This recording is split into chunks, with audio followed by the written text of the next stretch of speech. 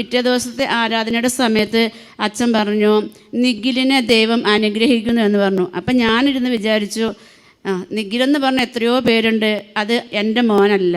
രണ്ടാമത് അച്ഛൻ പറഞ്ഞു, അവൻ പള്ളിയുമായി ബന്ധപ്പെട്ടൊരു വ്യക്തിയായിരുന്നു, കുറച്ച് കാലങ്ങളായിട്ട് പള്ളിയിൽ നിന്ന് അകന്നു പോന്നു, കുർബാനയോട് വലിയ ഒരു അടുപ്പമില്ലാത്തൊരു വ്യക്തി. അപ്പോഴും ഞാൻ വിചാരിച്ചു എത്രയോ നിഖിലുമാർ.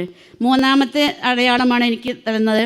അച്ഛൻ അവിടെ നിന്ന് വീണ്ടും വിളിച്ചു പറയുന്നു, എനിക്ക് വിശ്വാസം ഇല്ലാത്തതുകൊണ്ടായിരിക്കും, അച്ഛൻ പറഞ്ഞു അവൻ്റെ കാതിൽ കമ്മലുണ്ട് എന്ന് പറഞ്ഞു. അപ്പോഴും ഞാൻ വിചാരിച്ചു ഒത്തിരിയേറെ നിഖിലുമാർ കമ്മലിട്ട് നടക്കുന്നു, എൻ്റെ കൊച്ചല്ല. അപ്പോൾ അച്ഛൻ വീണ്ടും പറയുന്നു, ഒരു തടിമില്ലുമായി ബന്ധപ്പെട്ട് ജോലി ചെയ്യുന്നൊരു മകനാണ്, ഒത്തിരിയേറെ സാമ്പത്തിക പ്രശ്നങ്ങൾ അവൻ്റെ മില്ലിൽ സംഭവിക്കുന്നുണ്ട് എന്ന് പറഞ്ഞു. അപ്പം ഞാൻ ഓർത്തു, എൻ്റെ മകൻ തടിമില്ലിലല്ലോ വർക്ക് ചെയ്യുന്നത്. പിന്നീട് എനിക്ക് തന്ന അടയാളം എന്താണെന്ന് ചോദിച്ചിട്ടുണ്ടെങ്കിൽ അച്ഛൻ എന്നോട് പറഞ്ഞു, അവിടുന്ന് വിളിച്ച് പറയുകയാണ്, എന്നിട്ടും വിശ്വസിക്കാതിരിക്കുന്ന ആ മകളോട് ദൈവം പറയുന്നു, അടയാളമായി തന്നിരിക്കുന്നത് അവളുടെ പുറത്തെ ബാത്റൂമിൻ്റെ സൈഡിൽ വേസ്റ്റ് വെള്ളം പോകുന്ന ഒരു ടാങ്കുണ്ട്, അതിൻ്റെ അപ്പുറത്തും ഇപ്പുറത്തുമായിട്ട് 2 കപ്പളം നിൽക്കുന്നു, അതിൽ ഒത്തിരിയേറെ കപ്പളങ്ങയുണ്ട്. അത് വീട്ടിൽ ചെല്ലുമ്പോൾ ആ മരം മുറിച്ച് കളഞ്ഞ് അച്ഛനെ വിളിച്ച് വീട് വെഞ്ചരിക്കണം എന്ന് പറഞ്ഞു.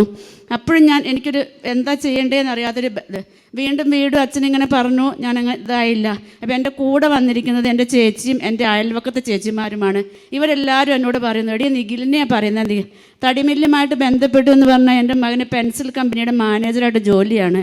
അപ്പോൾ തടി തന്നെയാണ് അവിടെ സംഭവിക്കുന്നത്. എനിക്ക് അറിയത്തില്ലായിരുന്നല്ല, ഞാനത് ഓർത്തില്ല അന്നേരം. ഞാൻ വീട്ടിൽ ചെന്ന് കഴിഞ്ഞിട്ട് ഞാൻ ഇവനോട് പറഞ്ഞു, നിഖിലേ അവിടെ ചെന്നപ്പോൾ ഒത്തിരിയേറെ അത്ഭുതങ്ങൾ സംഭവിച്ചു. നിൻ്റെ കാതിലെ കമ്മൽ ഊരിക്കളഞ്ഞാലേ നിനക്ക് ജോലി സംബന്ധമായ പ്രശ്നങ്ങൾ മാറുകയുള്ളൂ എന്ന് പറഞ്ഞു. അവൻ എന്നോട് പറഞ്ഞു, അമ്മയുടെ ഒരു വിശ്വാസേ, അമ്മ ഇന്ന് പോയേന്ന് പറഞ്ഞു. അപ്പോൾ അയൽവക്കത്തെ ചേച്ചി പറഞ്ഞു, അല്ലടാ അച്ഛൻ ഇങ്ങനെ പറഞ്ഞിട്ടുണ്ട് എന്ന് പറഞ്ഞു. എൻ്റെ സമാധാനത്തിന് വേണ്ടി എൻ്റെ മോനെ കമ്മൽ ഊരി വെച്ചു. 2 ദിവസം കഴിഞ്ഞപ്പോൾ ഇവൻ എന്നോട് പറഞ്ഞു, അമ്മേ പ്രശ്നങ്ങളൊക്കെ തീർന്നു, സാമ്പത്തികമായും നഷ്ടപ്പെട്ടു പോയ പൈസയെല്ലാം കണക്കുകൾ കറക്റ്റായി വന്നു എന്ന് പറഞ്ഞു.